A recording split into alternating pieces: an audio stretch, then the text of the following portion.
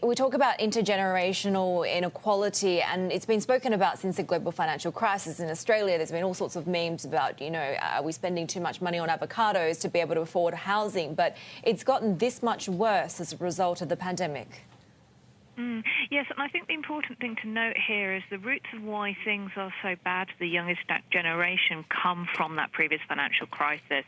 To be clear, we're not really talking here about the millennials, the oldest of which now are, starting to get into their mid-30s.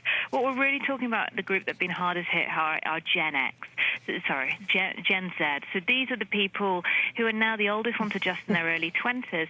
They're dealing with the scarring impacts of what happened in the global financial crisis. They're staying lots longer in casual jobs.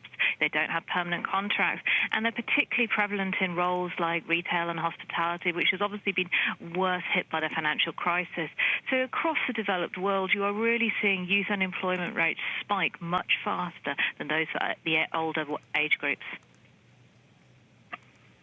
Unemployment for the younger generation and under unemployment for that segment was already looking quite dire going into the pandemic. What kind of support can we see going forward in order to provide a little bit of a boost here, given that this is the first time they're going to be going through a recession?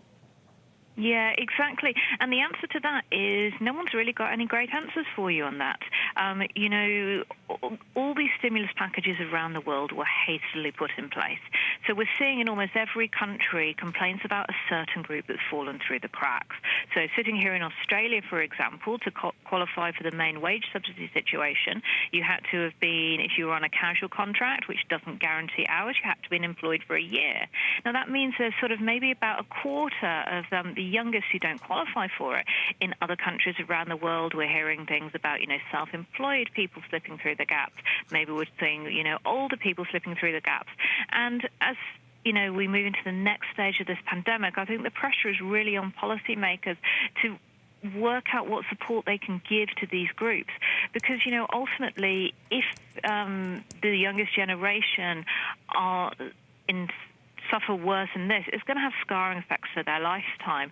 We have a huge amount of academic work telling us that if you graduate or start work into recession, you never catch up with your peers in terms of previous cohorts. So it's a long-term problem for the economy. As to what politicians are doing, watch this space. Yeah, Emily, I was going to ask that policy response in terms of the people that you asked in your story, and also what's the upshot for the makeup of the labour market if this continues? Well, I think the upshot for the makeup of the labour market is you're going to see both higher levels of actual unemployment and, as you reference, underemployment. This is people who can't find the type of work they're qualified for, can't find enough hours, and equally people who just are so discouraged that they drop out of the labour market entirely. And that's obviously appalling, both for the individuals themselves and, in a more hard-nosed way, the ability of the economy to reboot itself post-pandemic or in the pandemic and start again. And in terms of, policy, what we talked about, I think, nobody has given us very great answers so far. I mean, a lot of people are saying there needs to be more targeted help for these people. But, many of the answers so far are things like more training, which, training requires jobs to go for. So, this is one of these questions that I think we're probably going to be talking about a lot for the next few years. And right now, there aren't any great answers. Now, one individual that you cited in the stories, he's saying that he's not future-proof, that he doesn't have a lot of savings to fall back on. So what are the ramifications here for the wealth gap?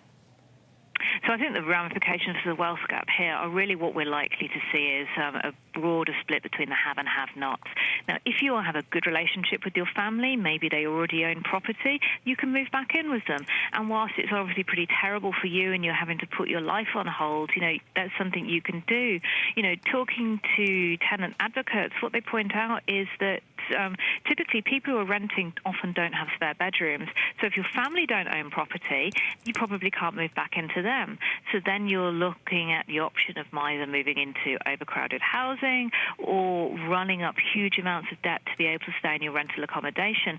So what you're really likely to see is a splintering within generations of the wealth gap between those who have that family support to fall back on and those don't. And in a nation like Australia, which has always prided itself on the ability for everyone who, works hard to get a chance, that's really, really worrying in terms of, the impediments that are going to be in place for the next generation.